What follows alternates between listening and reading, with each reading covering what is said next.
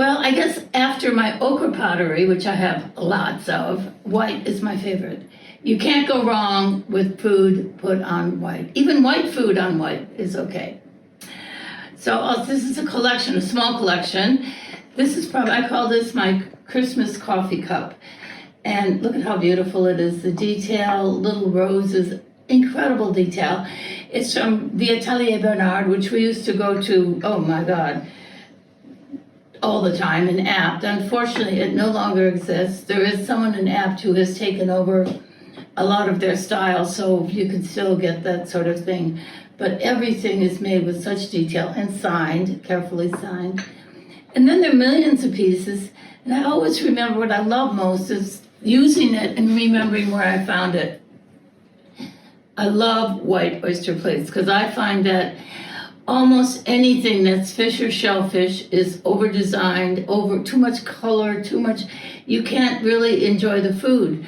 But I think white oyster plates and the way these go together, this is from Gian, and I remember buying these in Apt in an antique store that no longer exists.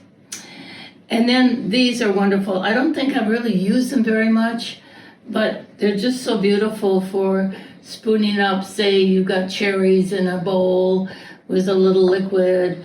There's something elegant and beautiful about them. They're not signed. I don't know how old they are or what. Same thing with this beautiful little vase. Just put a little lavender in there or some spring flowers. No signature, no dates, nothing, but that really doesn't matter. Then, of course, there's the gras maigre bowls. So you put your liquid, it's usually whatever is, it can be a gravy or cooking juices that have some fat. So it's done in such a way that if you want the fat part, you go from there, it separates it out.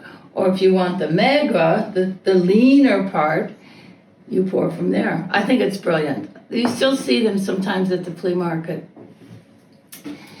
Then here's another plate from Atelier Bernard in Apt, and I love it. I can just see it with either you could just have a bunch of peaches in here, or any kind of colorful fruit or vegetable, or even a puree of something, which would be beautiful. These I remember also. I don't know, I've never seen anything quite like them. I think they are, I'm not sure where they're from or how old they are, but I use these all the time. They're great for an aperitif, putting olives on, little bits of cheese with fresh truffles if you happen to have them around, so on and so forth. And then these, I remember buying these in Saint-Rémy. Really elderly couple. I don't know if the store is still there. And these are from Valoris. And they're just beautiful, elegant.